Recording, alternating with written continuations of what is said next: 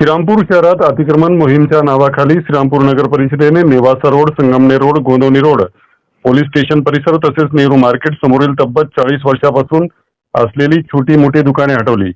त्यामुळे अनेक छोटे व्यापारी बेरोजगार झाले असून त्यांच्या कुटुंबाच्या उदरनिर्वाहाचा प्रश्न गंभीर बनला आहे।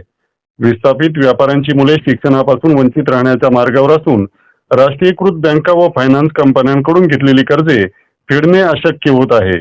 नगर परिषदेत सत्ता परिवर्तन होऊनही काँग्रेसची सत्ता आल्याने व्यापाऱ्यांना पहिल्याच जनरल मीटिंगमध्ये किमान 5 फुटाच्या जागेवर ठोस पुनर्वसन निर्णय अपेक्षित होता, मात्र तो न झाल्याने विस्थापित व्यापाऱ्यांमध्ये तीव्र नाराजी पसरली आहे। नगरपालिकेवर काँग्रेसची सत्ता असूनही कामाचा प्रश्न मार्गी लागणार नसेल तर आम्हाला न्याय मिळेल तो केवळ पालकमंत्री नामदार राधाकृष्ण विखे पाटील यांच्याकडूनच, असा ठाम विश्वास अध्यक्ष सुभाष त्रिभुवन यांनी व्यक्त केला आहे। शहरातील विस्थापित व्यापाऱ्यांच्या पुनर्वसनासाठी जागा मागणीचा प्रस्ताव यापूर्वीच जिल्ह्याचे पालकमंत्री नामदार राधाकृष्ण विखे पाटील यांच्या आदेशानुसार जिल्हाधिकाऱ्यांकडे पाठवण्यात आला आहे। असे असतानाही तब्बल 8 वर्षानंतर पार पडलेल्या श्रीरामपूर नगर परिषदेच्या पहिल्या जनरल मीटिंगमध्ये केवळ प्रस्ताव पाठवण्याचा ठराव मंजूर करून विषयावर समाधान मानण्यात आल्याने विस्थापित व्यापाऱ्यांमध्ये तीव्र नाराजी पसरली आहे।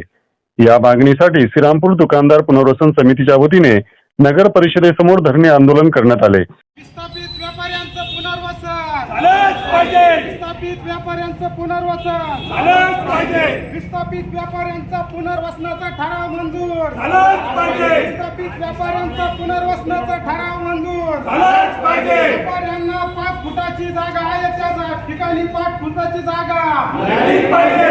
विस्थापित व्यापाऱ्यांना आहे त्या ठिकाणी 5 फुटाची जागा मिळालीच पाहिजे। विस्थापित व्यापाऱ्यांचा विजय असो, विस्थापित एकजुटीचा विजय असो।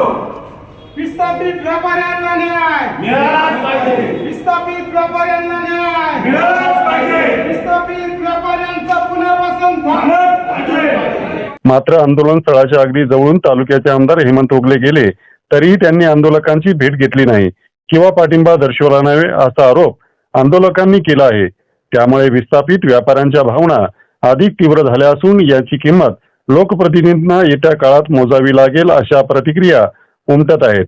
या आंदोलनावेळी गौतम उपाध्ये, सुनील दंडवते, रवी चव्हाण, शाहरुख शेख, गुलाब गायकवाड, किशोर ओझा, मस्जिद मेमन, शाहिद बागवान, वसीम बागवान यांच्यासह मोठ्या संख्येने विस्थापित व्यापारी उपस्थित होते। भाजप गटाच्या पक्षप्रतोद वैशाली चव्हाण, नगरसेवक आशिष धनवटे, दीपक चव्हाण, मनोज लबडे, संजय गांगड आदींनी आंदोलनाला पाठिंबा दिला आहे।